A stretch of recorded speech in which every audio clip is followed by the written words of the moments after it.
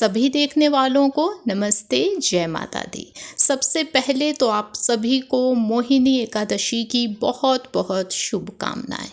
मोहिनी एकादशी बहुत ही पूजनीय, बहुत ही खास मानी जाती है। इसमें विधान आता है उपवास का।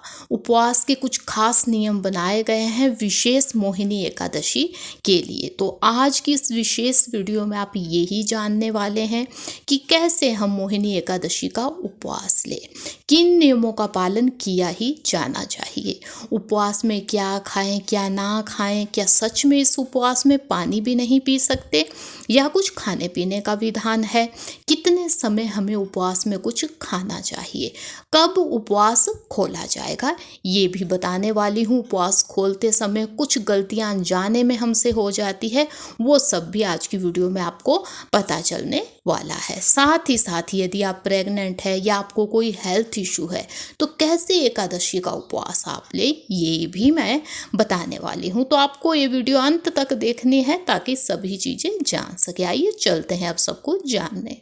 सबसे पहले मैं आपको बता दूं कि जो मोहिनी एकादशी का उपवास है ये अलग अलग ढंग से लिया जाता है। कुछ लोग तो इसमें पानी भी नहीं पीते हैं, वहीं पे कुछ लोग केवल पानी पी के इस उपवास को लेते हैं। लेकिन यदि मैं अपनी बात कहूँ या अपनी फैमिली में बड़ों की बात कहूँ तो हम लोग कुछ चीज़ें खा पी के ये उपवास लेते हैं। तो वो सब आप जान लीजिए, क्योंकि ये सभी चीज़ें उपवास में खाने के लिए ही बनी है। इसमें कोई गलत नहीं है यदि आप एकादशी के उपवास में ये सभी चीज़ें खाते हैं। लेकिन जो भी आप चीज़ें खाएं वो 2 या 3 समय ही आपको खानी चाहिए, ये इस उपवास का नियम आता है। लेकिन यदि आपकी एज ज़्यादा है या आप प्रेग्नेंट है, यदि आपको कुछ ऐसी स्वास्थ्य संबंधी समस्या है कि आपको आधा 1 घंटे में कुछ ना कुछ खाना होता है, तो पहली बात तो ये है कि आप अपने स्वास्थ्य को देख लें। ना उपवास ले सके तो कोई बात नहीं, पूजा भी की जा सकती है। लेकिन यदि लेना ही है, आप कोई दवाइयाँ भी लेते हैं वो भी समय पे ले। ये भी सवाल आता है कि दवाइयाँ उपवास में खा सकते हैं क्या? तो जी हाँ, दवाइयाँ उपवास में खाई जा सकती है। तो समय पे दवाइयाँ ले, समय समय पे कुछ खाते जाएं। अब चलते हैं ये जानने कि क्या खा सकते हैं इस उपवास में।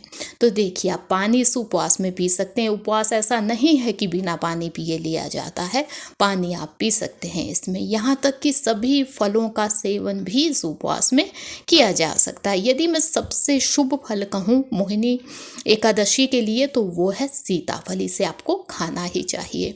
इसके साथ ही आप सभी फलों से यदि जूस स्वयं निकाल सके तो पी सकते हैं, लेकिन पैकेट बंद नहीं पीना है, उसमें अशुद्धियाँ, उसमें मिलावट हो सकती है। खुद बनाए तो सभी फलों का जूस पी सकते हैं। सभी मेवों का यूज़ भी इस उपवास में किया जा सकता है। ध्यान ये दे कि कोई कोटेड मेवे आप ना लाएं।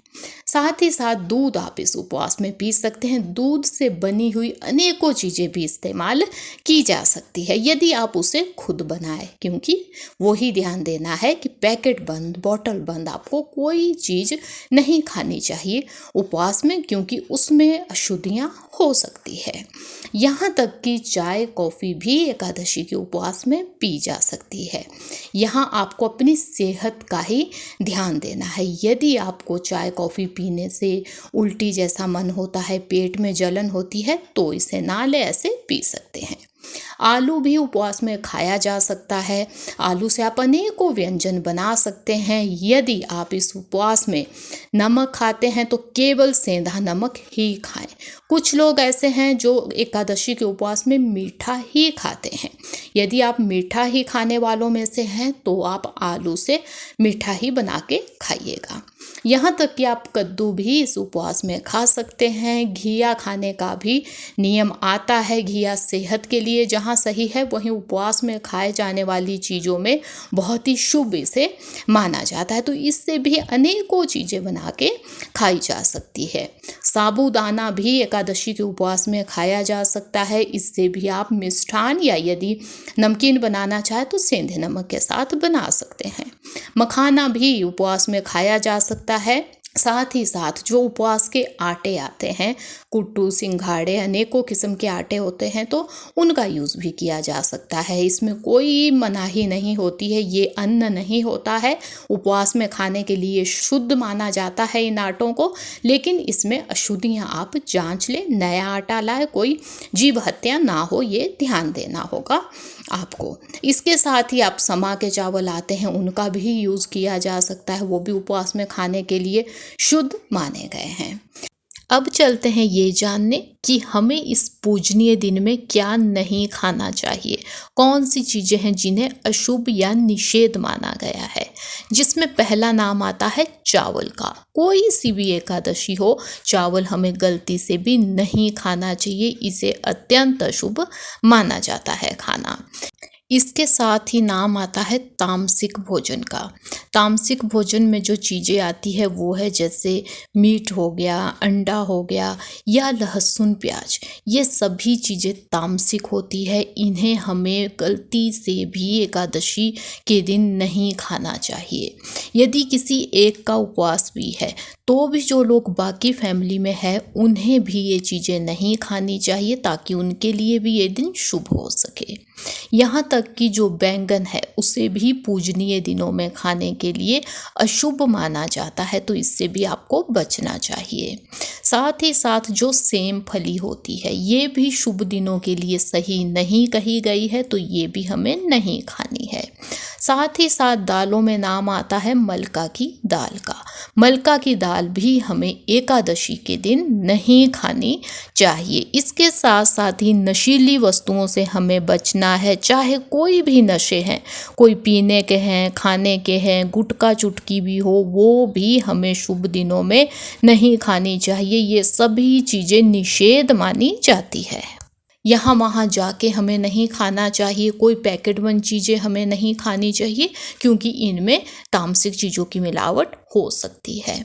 अब चलते हैं ये जानने कि जब हमें उपवास खोलना है तो हम क्या खाएं या कब उपवास खोलें। तो उपवास खुलता है अगले दिन सुबह, यानी कि द्वादशी की सुबह, शुभ समय में ही उपवास हमें खोलना चाहिए।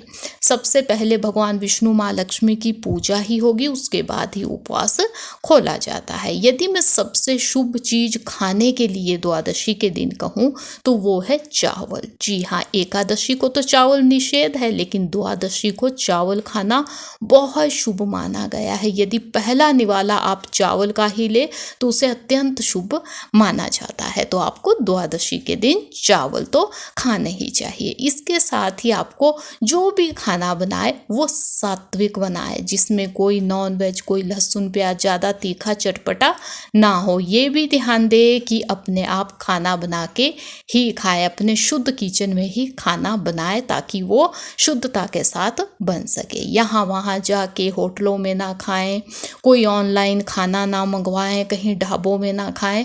अपने आप शुद्ध भोजन बना के खाना ही एकादशी के उपवास में सबसे शुभ माना जाता है। तो ये कुछ नियम है मोहिनी एकादशी के, क्योंकि यदि सभी नियमों का पालन किया जाए ना तो जो उपवास है वो कई गुना फलदायी माना जाता है। तो उम्मीद है मुझे कि वीडियो आपको पसंद आई होगी। यदि वीडियो अच्छी लगी है तो लाइक कीजिएगा। यदि आप चैनल पे हैं नए तो चैनल को सब्सक्राइब कीजिएगा। अब मिलेंगे ऐसी किसी नई यूज़फुल यूनिक वीडियो के साथ। तब तक के लिए धन्यवाद। जय माता दी।